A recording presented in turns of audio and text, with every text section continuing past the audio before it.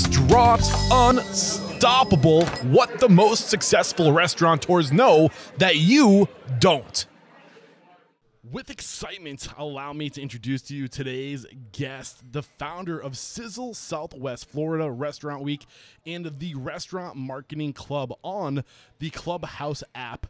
Guy Clarke, my man. Guy, are you feeling unstoppable today? I am absolutely feeling unstoppable. Dude, I am feeling unstoppable, and I cannot wait to get into your story. So I'm excited for this conversation because within the network, I've been getting a lot of requests from the network members to get more content around marketing and driving business to our restaurants.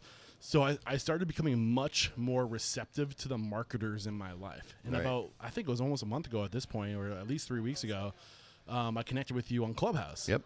With Bruce Irving. And to get onto this show, you need to know somebody who I respect and admire, who I know knows their stuff. And when I was talking to Bruce about you, he said that you knew your stuff, that he's somebody that I need to get on the show. So here you are. I'm down here in Florida, Naples, Florida. You've been a great host, by the way. You've been hooking me up, so thank you so much.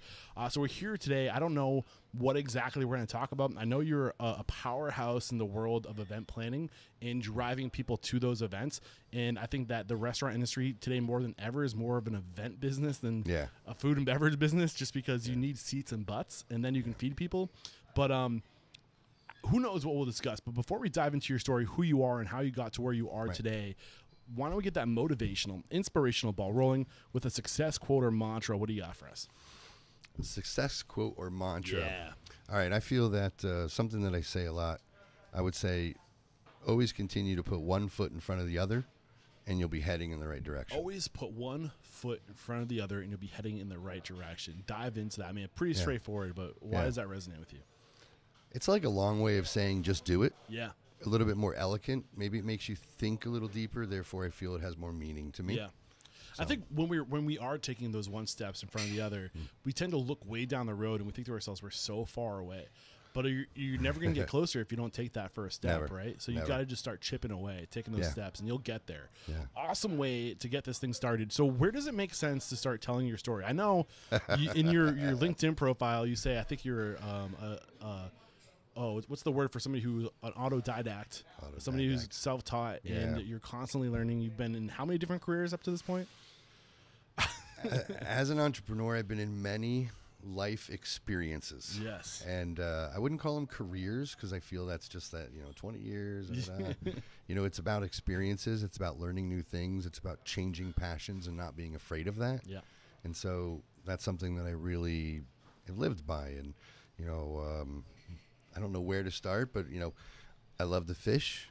And so I was tired at a job and I said, wow, maybe I can do something in the fishing industry. And lo and behold, there was an ad in the paper I'm dating myself because back when they used to have classifieds in the paper to go work at a fishing tackle company just an hour and a half south. I lived in Middletown, New York. Okay. And the job was actually down in Mahwah, New Jersey. Okay. So it was a little bit of a drive, but it was something that's like, how often does that opportunity come up to go work in the fishing tackle industry? And at first I started as sales because I was good at talking with people and making relationships. And then they saw that I was good at sales and getting new relationships. So they used to let me go off and I would travel up to upstate New York and go salmon fishing and then hit all the tackle stores. And, it was a fun job. We got to go everywhere, Vegas, and fish everywhere and meet new cool people. And, it taught me a lot too. In regards to dealing with these salty fishermen, you're trying to sell tackle boxes and stuff to a salty guy up on the Jersey Shore who's been sold everything under the sun. It fine tunes you a little. Yeah, I bet. So, I mean, I think even during our pre-interview chat, you're like, how far back do you want me to go? Because I've been in I've gotten so many different experiences. And one of the things I said to you, I was like, but no matter no matter how many different businesses you own, one of the common things for all businesses, you have to know how to market it. You have to know how to drive people to it. So even though you've been changing focus for the past, I don't know how many years now, going back when your first entrepreneurial venture. The tackle industry. Oh, my first entrepreneur. Oh, man, I was probably 7 years old selling lemonade on the side street on the corner. Yeah, for real. I was collecting pennies going to the local coin dealer when I was 11 years old. because I remember I had fallen down the stairs in my complex and got 13 stitches in my head. I was 11 years old, and I was on my way to the freaking coin store to go swap out some coins I had and see if I could make the arbitrage in between. Little did I know any of these words and stuff back then, but yeah, I think ever since I was a kid, my mom tells me stories. I used to set up cardboard boxes and sell Kool-Aid and lemonade for $0.25 for a Dixie cup. Oh, really? And For real. I almost forgot to mention, I'm sitting here looking behind you in the beautiful backdrop, and I want to give our friends at the Turtle, what's the full name? The Turtle Club. The Turtle Club, right here on the Naples. What's the name of this beach? This is, well, it's the Gulf of Mexico. Yes. So this is part of the Naples Beach in wonderful Paradise Coast, Florida. Special thanks to the Turtle Club for letting us record in their beautiful space here. Awesome stuff. I should have started with that, but no. I'll make sure to end with it too. Wait till they see the B-roll. Yeah, right. It's going to be gorgeous. It's a beautiful spot. So where does it make sense to start telling your story as far as the most critical points in your come up along your way? And I know when I sat down with you the first time, I was sitting in my car in the parking lot learning about you when the first time we connected over the phone. You kind of gave me this fast forward version of how you got to where you are relative to the restaurant industry, and that version of the story started with the restaurant weeks. Right. Does it make sense to go further than that, or where do you want to start? Yeah, I'll go back a little bit for sure. Just ramble it out. Yeah, Just dump it out. In 2007, I moved from New York to Florida. Okay. So I came down here, and my stepfather and I had we got into a route business for Martin's potato bread. Okay. It's kind of, how do you word something like that without telling people the route business? And it was something really interesting that I'd never been in, but I wanted to get out of New York. I was kind of tired of it, the cold winters and everything. And so he called me up and he goes, hey, I got this business idea down here. Why don't you come out and take a look at it? And it was to deliver Martin's potato bread to all the grocery stores down here. Now, up north, Martin's is a really big brand. Yeah. I don't know if you're familiar with it. I think I have heard of it. Potato bread sounds familiar. Best freaking bread out there ever, commercial in the store. Yeah. And I loved the bread, and I believed in the brand from being up in New York. And so I came down and I looked at the business, and it was a unique opportunity because my stepfather knew the guy who opened Florida State up for the bread. Okay. And these routes were, it's kind of like buying a stock on an IPO day, pre-IPO. So we got in on these routes early, but then the economy tanked in 08. And so as I'm down here, I'm looking around, and there's no music scene down here in Naples, Florida. And so I went to a local club, and I said, hey, I know a bunch of DJs from friends. Let's start doing some music stuff. And I know this sounds weird where I'm starting, but that got me eventually, after several years in the music industry, got me to the point where I was doing these major festivals. Okay. And that's where the where I am today and who I am today, and the event world really comes into play. But it kind of started at that. I came down delivering bread, ran that for a couple years through the economy when the housing market crashed. Got it back up, and in the meantime, to make extra dollars, started throwing events. Okay. And that's one of the things I've absolutely picked up from you and your story, is that you are a connector, and you're doing it with me, and you find a way of saying, who do I know, and who do I know who you could know that would serve you and this other person. You love to create win-win situations for people, and then you're doing it here in this part of your story. You see this opportunity, these club owners, and you have a network of DJs, and you're trying to create win-win situations. Yeah. I think that is just one thing that we don't do enough, and it always almost always leads to a win-win-win situation, because the connector wins too. It's great to give. Yeah. I feel that it's the best thing that anybody should do. Give locally, give of yourself, these 5-minute favors and stuff like that, just all the time. Give. Just let the universe bring it back. Not sounding any, spiritualistic or anything like that. I'm not making fun of any of that when I say that. It's true. And you can't track it. You just have to believe. Yeah. I mean, after you've done it for so long, you see and feel the rewards to where you don't even keep track anymore. You just kind of know it happens. And it's the best way, I think, to go through life in that way. And don't get me wrong, I'm still a capitalist. I run businesses. I want to make money. I have bills to pay. Yeah. I want to enjoy the beach. But doing good's good business, man. Doing good is good business. It is. I like that. Yeah. So let's dive in a little deeper. Let's kind of pull back some of the layers. So you're down here. You see this opportunity. There aren't people. There's no club scene or music scene. Probably because of the demographic. I would have something to do with that. Yeah. So older demographic. What things were you doing to kind of get this project or start connecting these people? How did that look? Well, in the short run of it, it was really just going to the bar owners and going to the local people who liked music and just connecting the dots and introducing people and saying, I have somebody I can bring into this to make this jazz and make it work. And it just kind of grew and grew and grew. And then when I went to work in the music business in larger companies after growing out of the local area, that's when, wow, these big massive festivals like Sunset Music Festival in Tampa or Ultra Music Festival in Miami, Life in Color in Miami. What was your role during all those festivals? I worked as event producer. I've worked as sponsorship director. Okay. I've actually put the money down and thrown some of these events myself, renting, locally here. We have Germain Arena with 7,000 seats. Okay. Steve Aoki's come down here. Sidney Sampson's come down here. Tommy Trash, a bunch of other DJs have come down. And the EDM scene was ripe at that time. The what scene? EDM, okay. Electronic Dance Music. Gotcha. It was ripe at that time, and so it really was a thing. Naples isn't young enough. There's not enough of it to really sustain that long. And so then I went to go work for the national company called SFX, and that national company was throwing these massive festivals, like renting Miami Dolphin Stadium and things, renting Tampa Bay Stadium.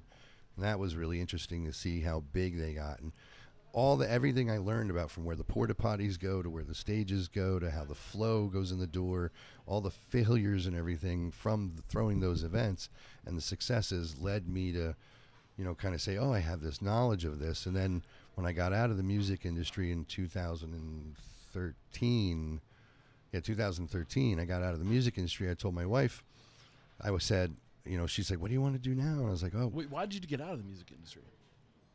I saw the writing on the wall with the EDM scene kind of crashing a little bit. Okay. I don't want to get into it. And, there was some bad players and some crazy things going on with the EDM scene. Sponsors didn't want to really associate with it. Yeah. There's, some things at Ultra, death and drugs, et cetera, et cetera, et cetera. But I saw the writing on the wall. I didn't extend my contract. It was just meant to be, really. It was karma. It was just one of those things. I told her, my wife said, what do you want to do? And I told her, I want to take my knowledge of this event scene. And my passion from when I was a kid was cooking. I used to cook for my parents. I want to do something in the food scene. I saw that happening. I remember 2013, there was not as many Bacon Fests and Taco Fest and food fests as there are today. It was not a thing in 2000. When I threw my first event, 2014, it was Bacon Fest Naples. And literally chefs and restaurant owners were like, what's a bacon festival? It was the number one question I got asked in 2014. So that was really neat. We did Bacon Fest Naples.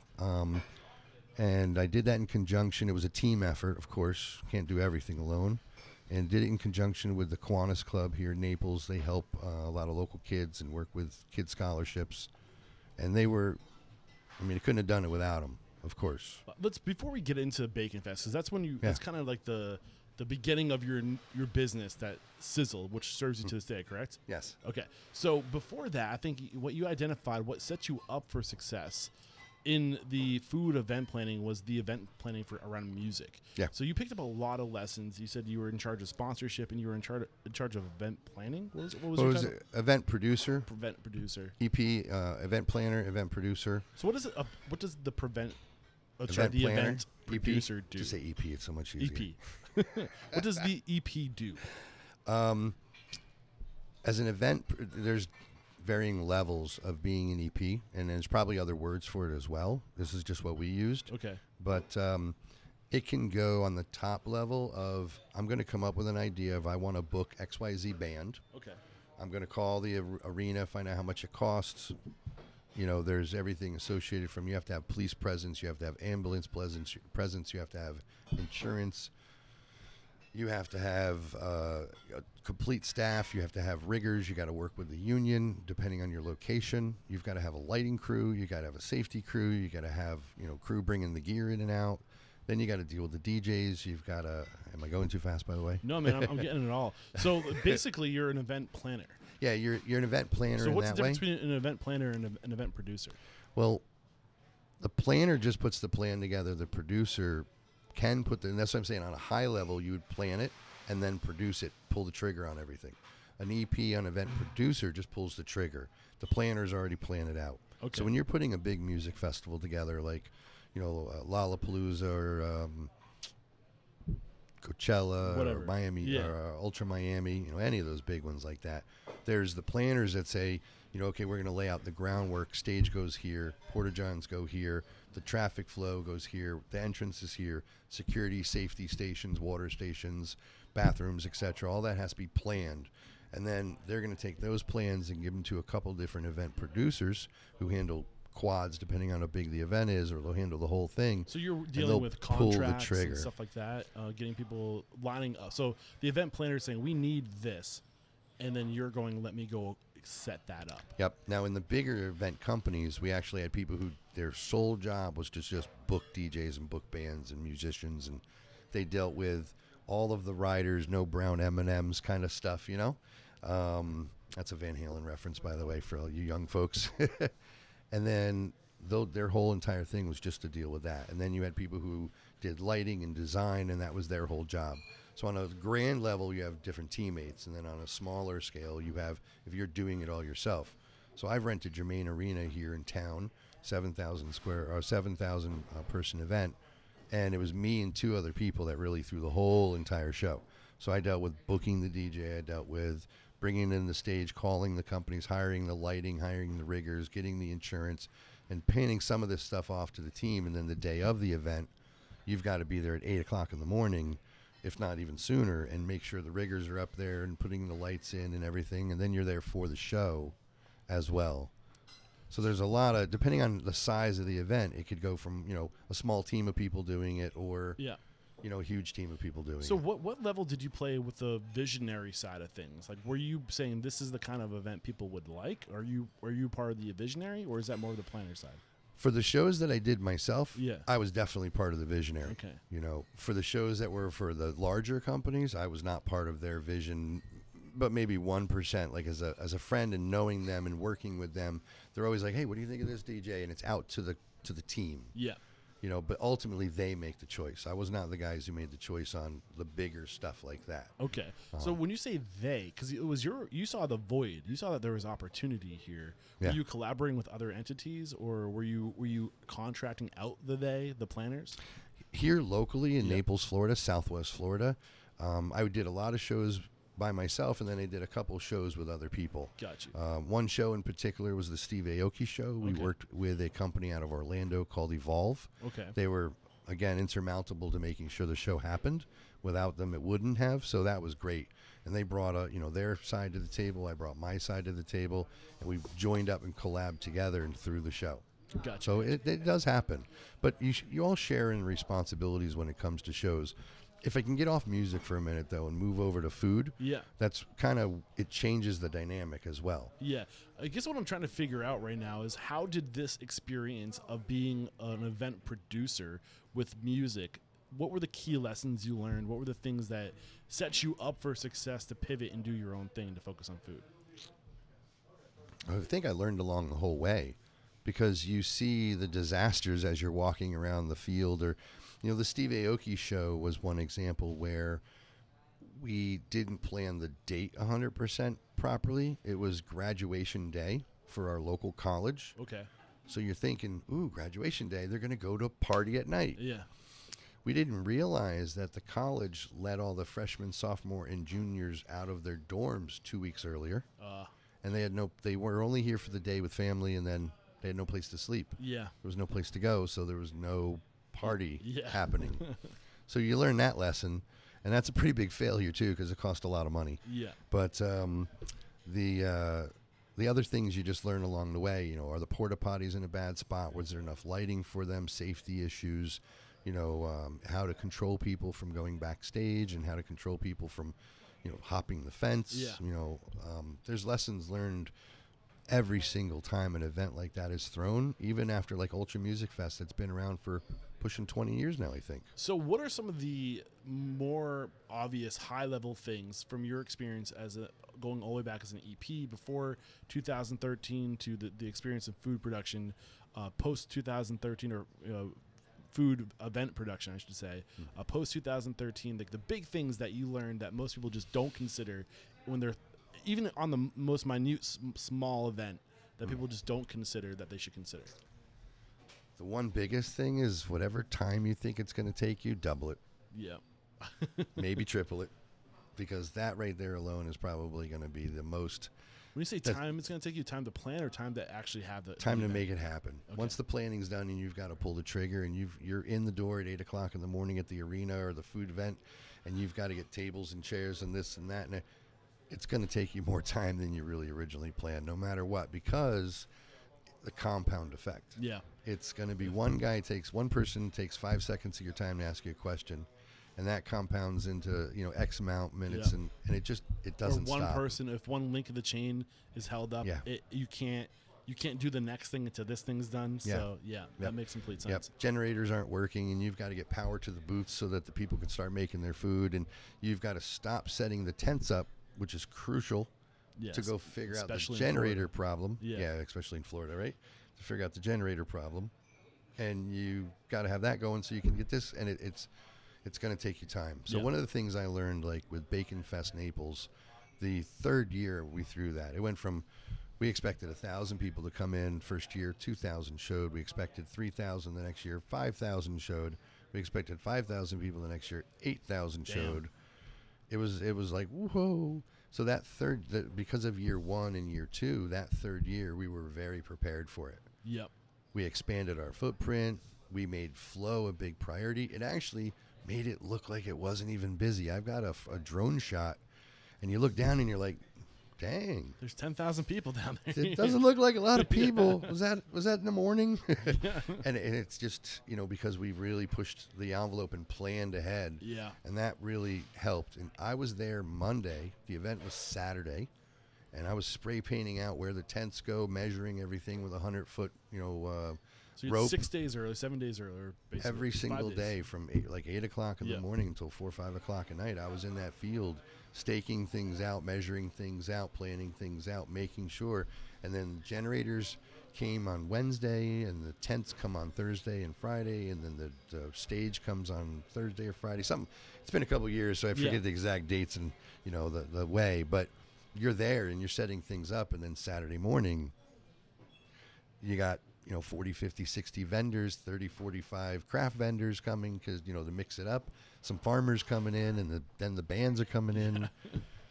It's fun. Yeah, and then, of course, people want to buy tickets, and they're like, why aren't I on the guest list? I bought these ahead of time, and I forgot I left it at home.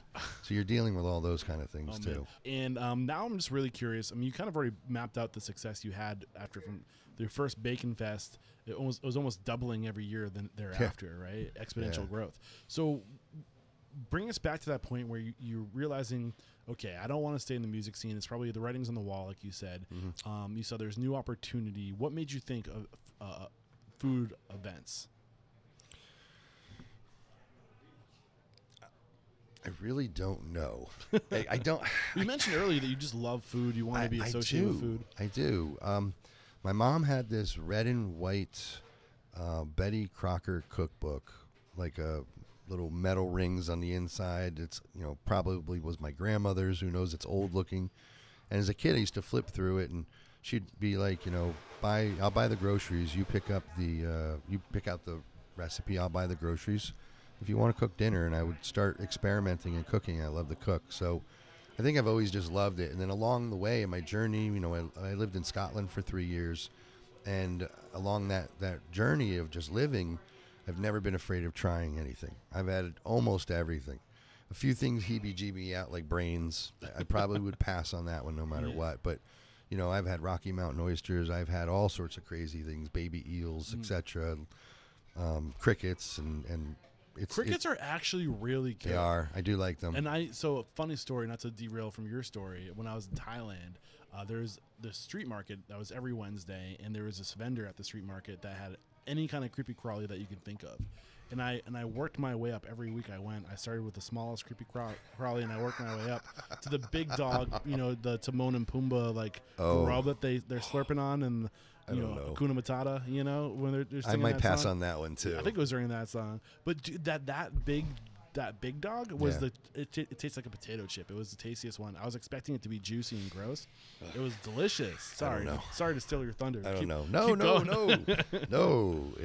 I love to hear those stories because then I'm like, well, maybe I won't try those things after I just got done saying, try everything. Moral of that my story right there is don't avoid the big juicy looking one. It's the best one. Go start with that one. We're talking about bugs. Yeah, go for it. So where were we? We were talking about how you love to eat all different types of food. Yeah. Maybe not brains, Yeah. crickets, anything. Oh, yeah. So when I was in the music industry, so when I got out, I mean, I love food. I'm the kind of guy that takes pictures of his food almost everywhere, except for today when we had the calamari. I could learn that habit from you. We Yeah. both forgot. So I took a lot of pictures. I was a foodie. I liked the experiences of it. So when my wife and I talked about it and said, what do you want to do? It just kind of felt like, my passion was to do something like that. And I love events. I really do. I think putting them on is just you're bringing happiness to a lot of people. And there's not much better than that. And it's a fun day, So, and it's really satisfying to take it from here in my head and then poof, there it is in front of you. And people are enjoying it. Yeah. It went well. At the end of the day, it's almost like crying. You're just so elated. What is the best part of throwing an event for you? What lights you up the most? When right about peak time, when the most people are kind of there, and if you ever have this experience, it's surreal. You get up on stage and you just look out over the sea of people.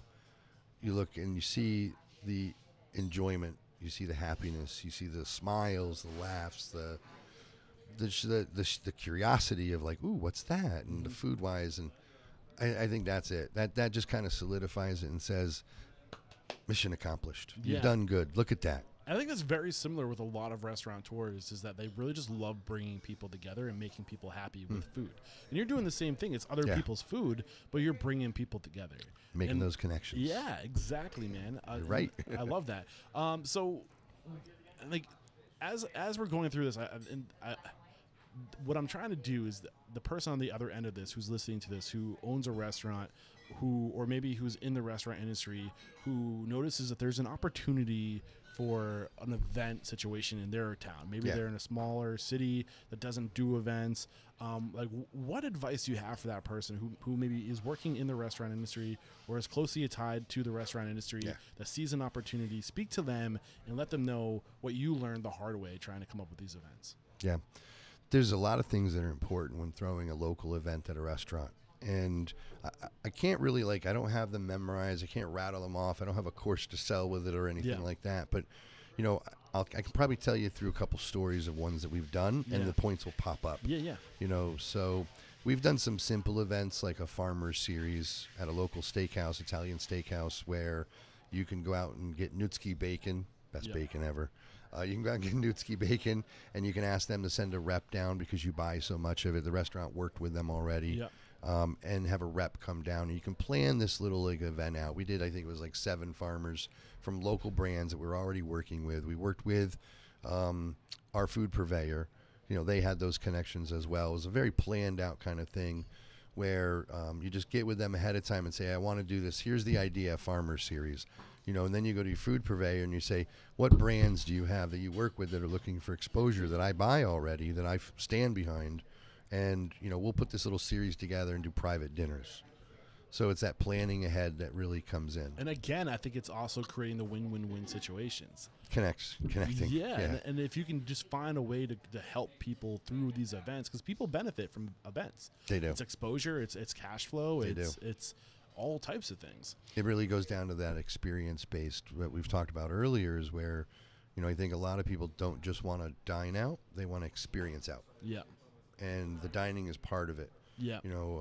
There's something, I don't remember how the quote goes, but it's something like, you're not really in the restaurant business to serve food. You're in the restaurant business to provide experiences and connections, et cetera, something like that. We've heard, many different ways of saying it. And I believe in that. I think that's really what it's about. It's not just about food. That's what Burger King and McDonald's is about. Yeah. So, but with the events wise, though, we did this other event with the French. I think you're going to be talking with Chef Vincenzo Betulia from the French tomorrow. We did this awesome event there at the French, and tomorrow when you'll go, you'll walk in and you'll be like, you'll get it. Like, you'll get this picture I painted. They have this marvelous outside patio with a tree growing up through the middle, and Romanesque kind of European walls with arched openings, and it's airy. And then there's the red, white, and blue umbrellas going down the hallway past the bar. Parisian feel, right? Yep. So we did this. Chef Vincenzo had this idea of doing this summer of wellness. So we brainstormed together and came up with this idea to do a Sunday brunch and burn, where we went to, very out of the box, I feel, too. We went to a local yoga instructor. We went to a local cyclist, inside bicycle company.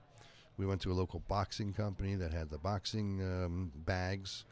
And then we asked them to come and do a class from 9 o'clock in the morning until I think it was like 10:30 or something, hour and a half long class.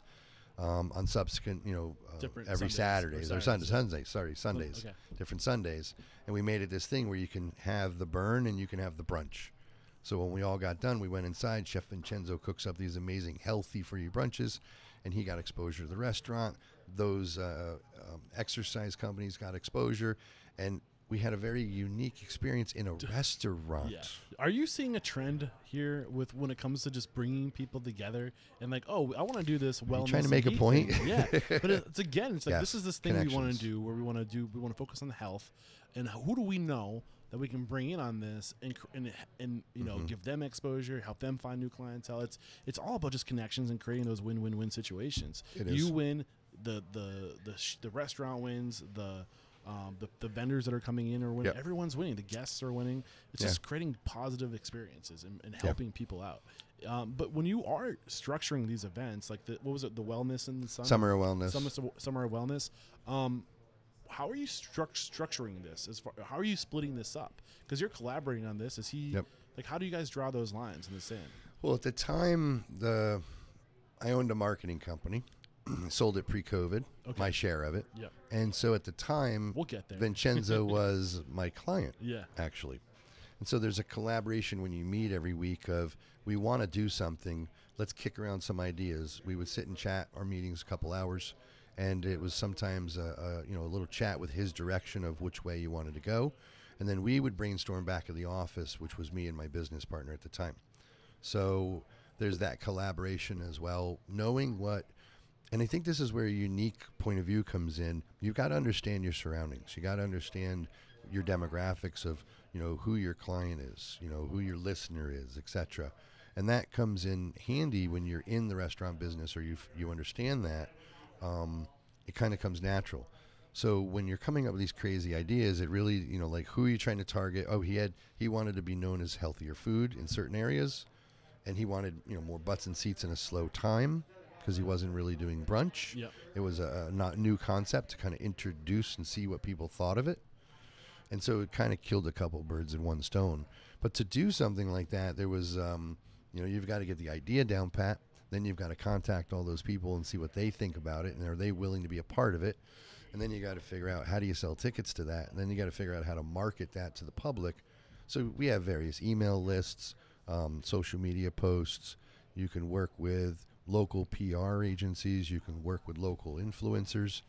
And, I say something that I've heard a lot of other people. I think actually Bruce says this. But I say it all the time is influencers aren't just food influencers. They're your local pastor. They're your local rabbi. They're people in the fire department. They're teachers, local business owners. Everybody has their own little circles. They're leaders. They're people. They're the little mavens all over the place. Micro influencers in their own. They might not like the word influencer, and they're not, trying to be known like most foodie influencers are. I like the word maven is a good one. I think I heard that from maybe Tipping Point or something like that, or it was one of Seth Godin's books, I think, or maybe it was Malcolm Gladwell. I think it was maybe Malcolm. I can't remember. Anyway, it's a good word though, but I like maven. Yeah. So, man, you're dropping a lot on us. Originally, I asked how you're. No, this is great, and we're gonna pull back all the layers, because eventually, what I want to get into is a big chunk of our conversation is going to be centered around, and this is probably going to go a little bit closer to 5. Is that, do you think it's an issue? I think we're fine. Yeah. So, first, I want to understand the fiscal relationship. How you're. So you were a consulting firm. So you were probably they were contracting you out, and you're in the music industry.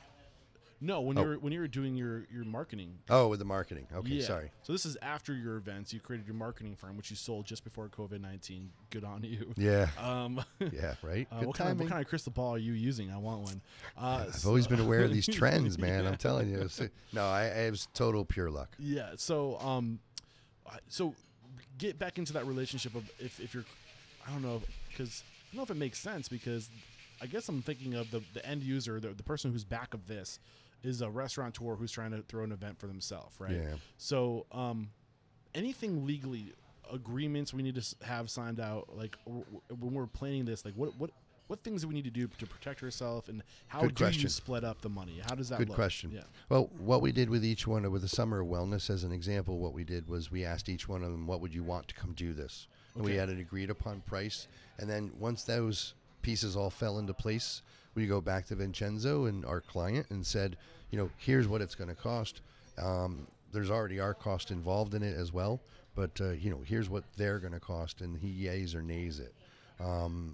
If you did your job right and you came together and you worked and you showed them how this could benefit everybody, it should come under cost. It should be where everybody's happy, because everybody gets the exposure and the goodwill from it. Yep. Even the price of it, I think it was only $25. It wasn't meant to make money. It was meant to kind of do something with empty time and expose new people to his people to his restaurant, and try and test the brunch concept out and see what people thought of the brunch. But I think the big lesson here is obvious, is start with the end in mind. When you are creating these events, the first question you need to ask yourself is, who do we want to show up? Yeah. Right? Who do we want to show up, and what do they want? Yeah. Yeah. And then you reverse engineer it. It is. For that particular one, it was reversed engineer. And to answer your question too, legally wise, you really don't need any contracts, but you really should make sure that your insurance covers things like that. That's the only thing. We just reached out to the insurance agency, sent them an email, or they did. Yeah. Are we covered for this? Just to make sure. And that way, it's just you're covered, because you are doing something different. You're not serving food, but you are. It never hurts to ask a question like that. There's this tool, and I'm kicking myself right now because I cannot remember what it's called. I had them as a guest on the show, so I'll do some research and link to it in the show notes. But it's some type of. It's not Bisley. It's maybe it's Triple Seat. Triple C? Triple Seat. It's a tool that basically it's an event planning tool that brings everybody in on one document. So as your what's that document that's called the master document for an event? Do you know what I'm talking about? That's like the everything goes off this one piece of paper, like the menu, the times. There's a name for it and it's escaping me, but it's a live document, kind of like Google Docs. Where like if anything happens, everybody works off the same document. So if one change is made, everybody gets that change. So like that's the big issue with events is if I change this document, that copy that you have might not have gotten the change. And there's a miscommunication. Yeah. So I want to make sure I give them a shout out because I feel like this is a good time. Yeah. So I'd like to take a look and see what that is because I might be able to use it down the road. We've got another Bacon Fest coming up. I'll let you know for sure, but I figured it would be a good plug for them. Neat. It's a good tool. All right, so we've kind of identified. You got to start with the end in mind. You've got to make sure you're talking to your insurances. You're reaching out to these people. You're getting estimates of what it's going to take. And you go back to the person who's spending the money. And you sell it to them. Sell it to them. Anything that I'm missing up to this point? It really depends on the event. Like if you just want to do a local wine dinner, you work with your local wine rep, and the wine rep says, this is the winery that is looking for exposure right now. Let's get a dinner together. It's a matter of what kind of meal you're going to put to go with it, the pairing. Sometimes the winery will give the chef in the restaurant a couple bottles, and they can taste it and then pair. So there's really that kind of planning. But really, everybody has these great ideas for these events, and great ideas are a dime a dozen. It's really the marketing side of it that really matters the most. And the mistakes are not getting it out there soon enough. I've seen a lot of restaurants put together a wine dinner and they're trying to market it in 7 days, and it's like you've missed the boat already. People have already made their how far back are you starting this process typically? Ideally, months. 3 months, 4 months. I try to do them at least 3 months. Okay. That really is, I think, a golden amount of time to start trickling, depending on how quick you want to get something done. Because the idea can come in month 3, and you can start teasing it and talking about it, kicking it around. Everybody has a different process, but putting a little bit of thought into it. And then by month 2, You could have, more of a solid idea and you're ready to execute. You've gotten prices on whatever you need. To do an event for a local restaurant, I feel on the day that you launch it, if it's a decent size event, you got money on the line with it, you should have about 30 days of marketing. It should hit all social media, email blast at least 30 days before the event. Okay, and ideally, what, like 90 days?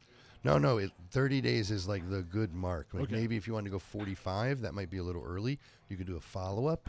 If you go too early, do people just forget? They do. They'll say, "Oh, that's a great idea. I'll get to it later." It never happens. Gotcha. Never happens. Okay, so when does it make sense for us to start talking about the big part of what you really have become a specialist in, and then this is how you've gotten to where you are today, which is marketing these events and promoting these events, and that's where you really shine. Is it safe to say that? Yeah, that's where putting them together and then being able to market them and get them out there. Before we get to that point, is there anything that's worth bringing to the conversation as far as planning, organizing, best practices on like schools of thought, perspective?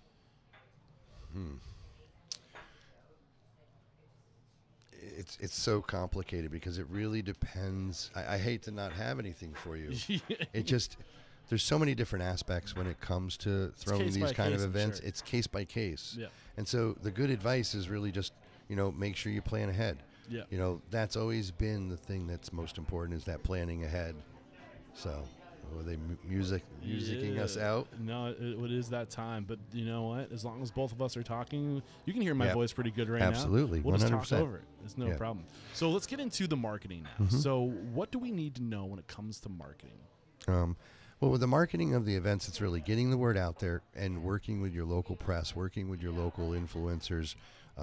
That's really going to be important. If you're putting a local event together and you've got 30 days to get this wine dinner out there, you've got time. You've got to remember that. Here's one. You've got to remember that a lot of these writers are working 2-3 months in advance. The magazines are already 2-3 months in advance these days. So you've got to be able to, you can't give them a lot of last minute stuff.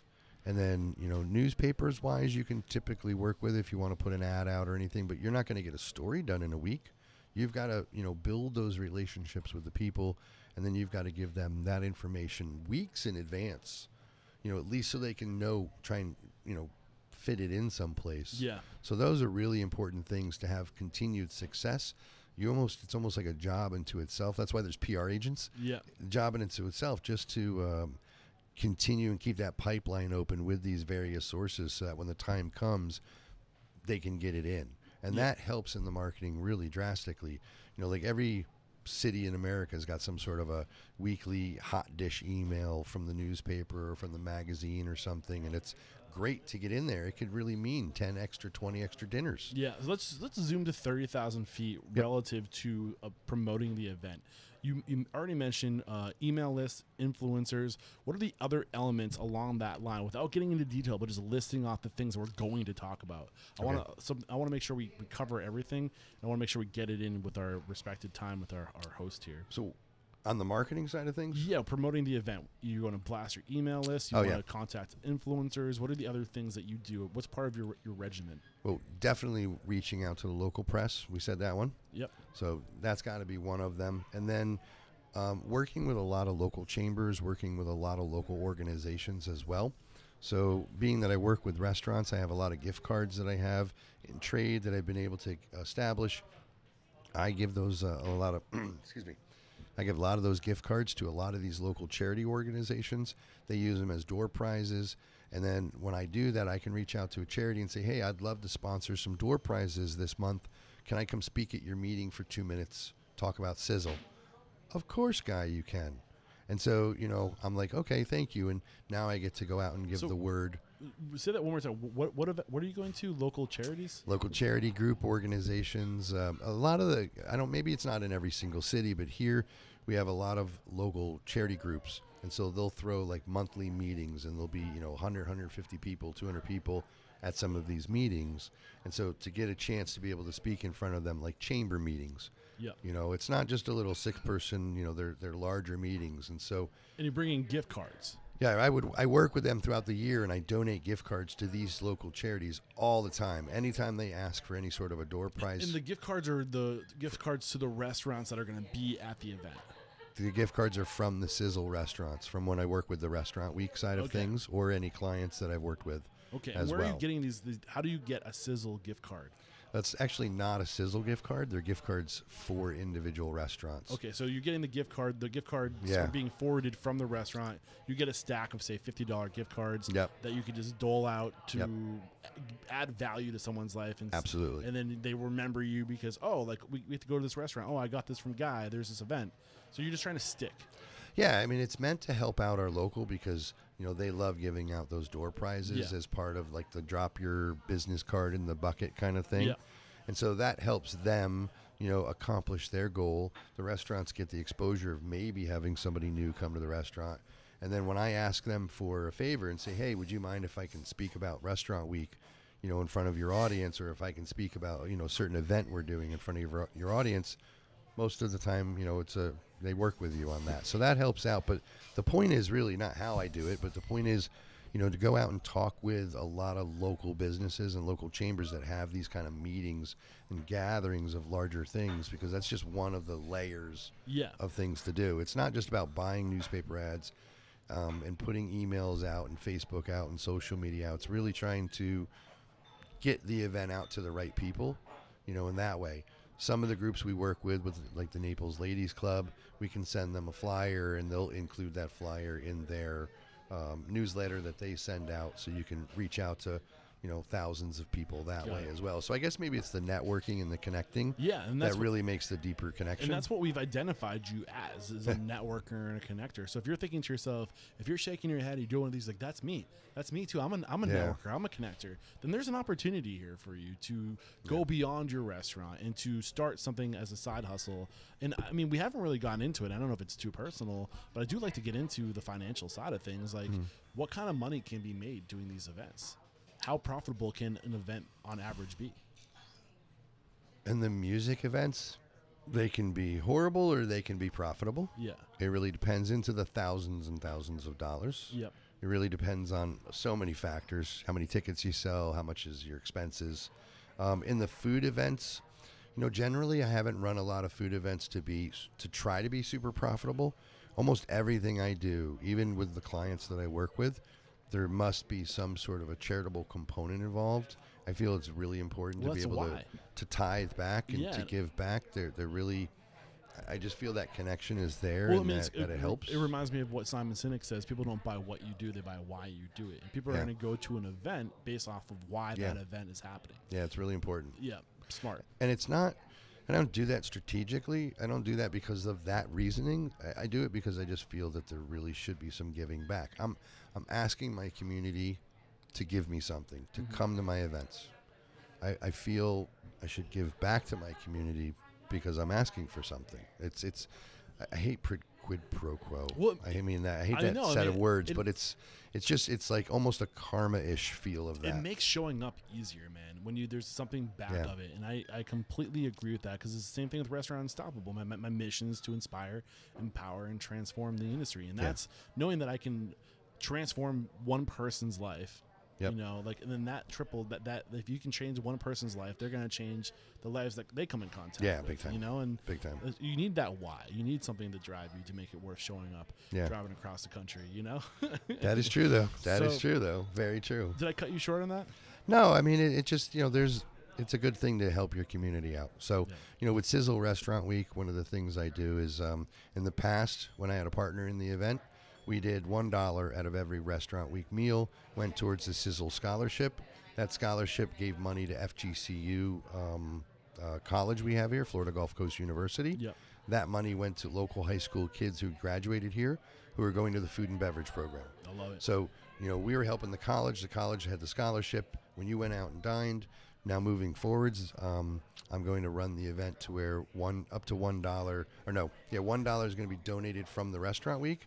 And that's going to be donated to Blessings in a Backpack, which feeds insecure kids. So what percentage do you typically put aside for donations? It's not a percentage. It's kind of how I don't run it that way. I never put anything pre. I look at how much came out. Like how did we profit out of this? How did it all work out? And then I just kind of go from there and give.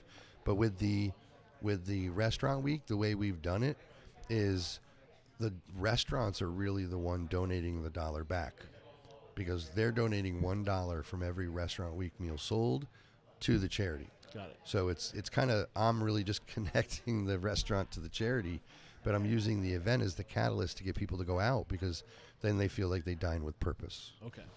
Awesome. Anything we have not touched on regarding events, promoting events, that you think is just gold and you want to get out before we move on to talk a little bit about social media and what you do today? You try and work with the radio stations as well with any kind of event. Sometimes you can give seats away in your event if you have enough seats. You know, that's one thing I always plan. Like if a 7,000 square person event, I would only sell 5,000 tickets. Local podcasts too. There's a lot of seriously though, like this is a national podcast. Yeah. But there's a lot of micro local podcasts where people are interviewing just local businesses, and like tap into those resources too. That is very true. Yeah. That is very true. Okay, so now you mentioned like you eventually sold your event planning, your social media. Yep, the marketing side of the company. What was like? What elements did that business that you sold have?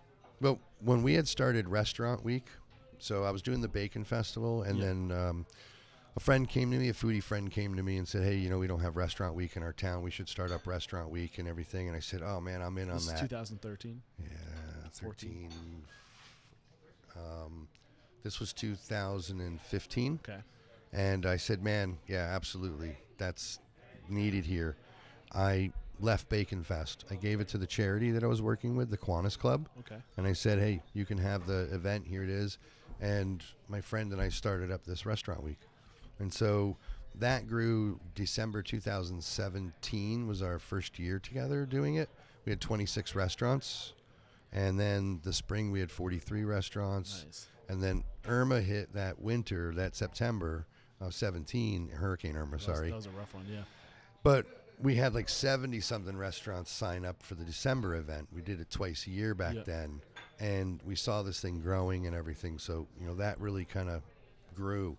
But that first year in 2017, as it started growing up and proving to people, restaurants started coming to him and I and saying, hey, I want you to do my marketing. You're doing, you know, how are you doing Bacon Fest and how you've done the marketing for Restaurant Week? Can you do my marketing? And that got us kind of thinking, wow, you know, this is a natural progression of the company. Yep. So we started up this other company and said, hey, that's, you know, that's what we do.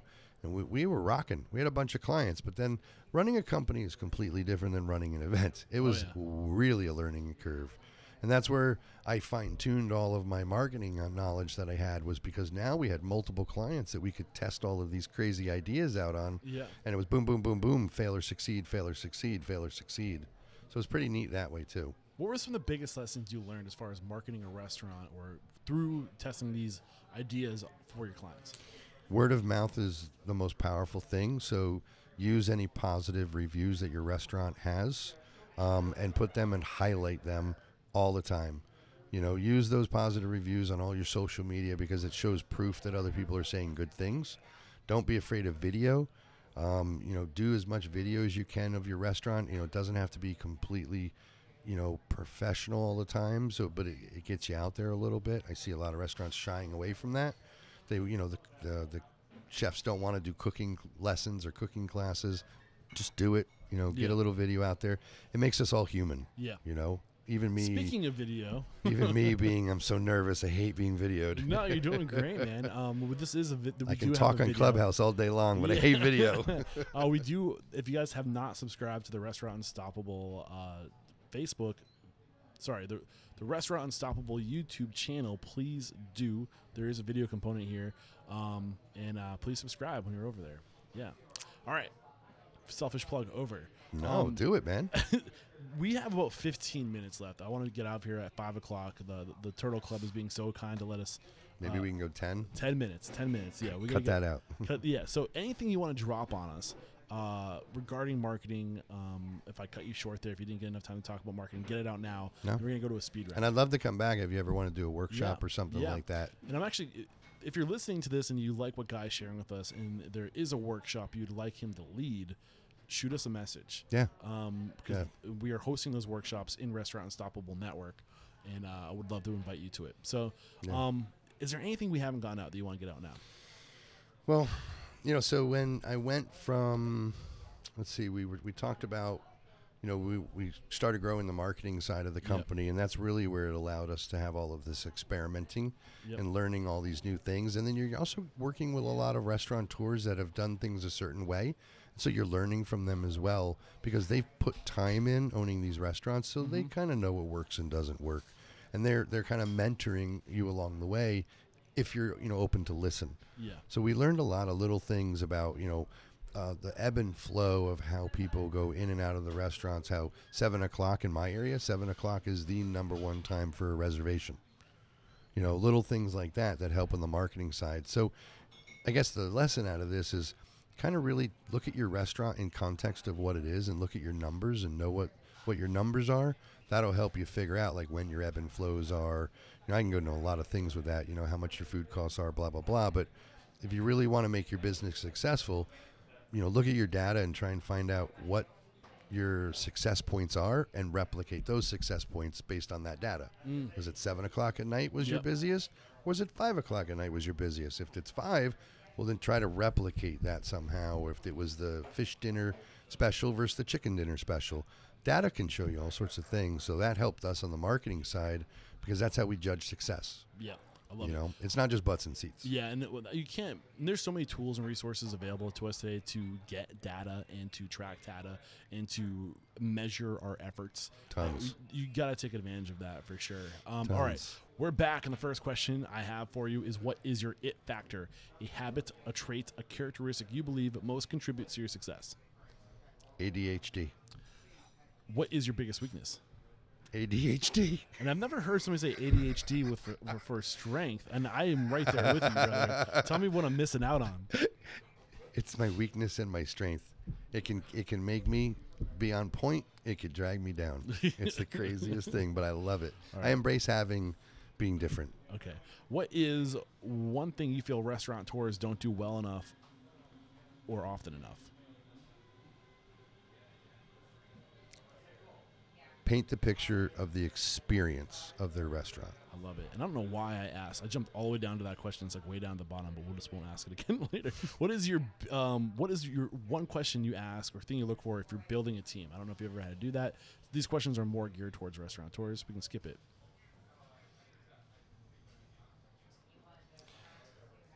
When I'm trying to build a team, I look for people out of the box who think differently. I love it. What is one of your biggest challenges today? I won't say ADHD again. Too many great ideas, not enough time. Oh, I feel that. Share one code of conduct or behavior you teach your team, if you have a team. Do you have a team? Or never. Solo? When I had a team, never be afraid to fail. I love it. What is one uncommon standard of service you teach your team? Again, these are restaurateur-geared questions. Manners mean everything. Learn your manners. Understand what spoon, what fork, what knife. Don't talk with your mouth full. Things like that. I love it. Emily Post, I think, was the Miss Manners. Okay. And that should be taught to every kid today. I love it. What is one book that's a must-read that makes you a better person or restaurant owner? I actually just finished an interesting book by Michael Politz, the founder of the Food and Beverage magazine. Okay. He wrote a book called... it was something... Oh, Mike's going to kill me. It was the restaurant... basically the guide to restaurant success, something like that. I think I know. I think I actually just got it too. He's active on Clubhouse, right? He's very active on Clubhouse, and I read that. It's 100-something pages. It was a fun read. He's like no BS, to the point, but it's easy to read. Funny little stories, and I read through this because I know him and he's a friend. I was looking for something I could bust his chops on, and I couldn't find anything to bust his chops on. How do you spell Politz? Politz. Politz. I think. Michael Politz. Michael Politz. Internet right now. No wonder. Yep. So he, anyways, it was the book was good. Yeah. But I think, like I said, I looked for something to bust his chops on. I looked for something in there that I could nah, that's not how you do it, you old man. I couldn't find anything. I give him credit. He really covered all bases. I was really impressed. Name one service you've hired or outsourced to, maybe specific to events or social media. Well, a lot of graphics. I like to get a lot of new points of view, and I like to see kind of some new trending things. So I tend to do A/B testing with a local graphics and an outside graphics. Sometimes it's worth a few extra dollars to build relationships. Is there a specific like outside graphic resource you go to? Oh, I've used Upwork a lot. Okay. I mean, if I have to, but by now, years of doing this, I've built a team of people, and then through them, I'll hear of new designers. They'll be like, "Oh, my friend Jeremy, you should try him out." Upwork. I've also used Unsplash a lot. If you don't have a budget, I think it's Unsplash, which is like free. Oh, look at that. Yeah, that's cool. What is one piece of technology you've adopted within your business that applies to the restaurant industry? That applies to the restaurant industry. Again, these questions are geared little towards the restaurant industry, but I know you don't own a restaurant, so I'm trying to think about like doing what you do. What's one technology you've outsourced? A new piece of gadget that I got that I wish I would have had for the last 20 years of my life was this thing called the Remarkable 2. Okay. It's a tablet. Okay. And it's like a iPad, but it's meant for writing. Okay. It feels like writing, but it has a killer file system. Ooh. So I can take all those ADHD ideas in my head and write them down and completely file, searchable, send it to PDFs, and it has optical character recognition, so I can take writing to text. Oh. So that's pretty cool. And that's cloud-based. Remarkable too. Yeah, I sound like a commercial for him. Yeah. I'm jazzed about it. I bought it off of like one of those Kickstarter things. Okay. And it took a while to get it. And I love the damn thing. I love it. Remarkable. This is the last question. It's a doozy. Get ready for it. If you got the news you'd be leaving this world tomorrow, all the memories of you, your work, and your businesses would be lost with your departure, with the exception of 3 pieces of wisdom you could leave behind for the good of humanity and your legacy. What would they be? That is such a deep question. Yeah, man. I'm a deep How do you expect me to answer that in like 1 minute? The first thing that comes to your mind. Don't overthink it. Just stop. 3 things of advice? What's one piece of advice you would want to give your child today? Make sure you brush your teeth 3 times a day. What's the second piece of advice you'd want to give your child today? Always be good to people. What's the third piece of advice you'd give to your child today? You should have bought Bitcoin earlier. Yeah. Awesome stuff, man. I love today's conversation. And if we didn't get a chance, I want to make sure people do know that if you're not on Clubhouse yet, you're going to town on Clubhouse. You're hosting like 3 events a week. We do. I'm the founder of the Restaurant Marketing Club. Yeah. And that's how I discovered you. We do. Thank you. And we do probably about 2 rooms a day, 2 classes a day. And I have various speakers come in, like Bruce Irving is actually one of my speakers, and we Good talk. Friend of Restaurant Unstoppable. Yep, and we talk with other people about bots. We have text messaging and marketing 101, an open welcome class. I mean, different doing rooms. Bots the best right now? I like a company called Tap the Table. Okay. And I also work with a lot of people that work with ManyChat. Okay. But I've personally done some comparisons, and I don't know. It really depends on what application, what you learned, but I like Tap the Table. I'm making notes because that's a vertical I need to get into. Maybe you can connect me, Mr. I'm Connector. sure I could. I happen to know the guy. He's on Clubhouse. Yeah, nice. But yeah, anybody's on Clubhouse, come check me out. I'm at Guy Eats. Yep. And you can just, find me in the Restaurant Marketing Club. And your social handle is at Guy Eats as well. At Guy Eats. And we'll be sure to link to that. I think this is going to be episode. Hang on to the closing thoughts. I'll tell you the episode number. And Guy, thank you so much for taking the time to share your story, your knowledge, and mentorship. Actually, I almost forgot to have you call somebody out. You already did connect me with some folks out here that you thought would be great guests on the show. But maybe just maybe echo their names here so we can give them a little bit of a nod. I would love to see Jeremy Ford sitting in this chair for sure. I've reached out to him, and I'm sure he's busy. I know he's got a new TV show. It's been a hilarious show. I've watched every episode of it. And then Brad Kilgore over in Miami would be fantastic. He's doing some amazing things over there at Alter. And then here locally, there was Vincenzo Batulia. I know you're going to be meeting with tomorrow. And we tried reaching out to Velko from Sales Restaurant. He would have been a great one to chat with while you were here in Naples. Okay. So, beautiful. Thank you so much, guys. I'm coming after you again if you haven't already gotten back to me, and I just can't say thank you enough. There is no questioning, my man. You are unstoppable.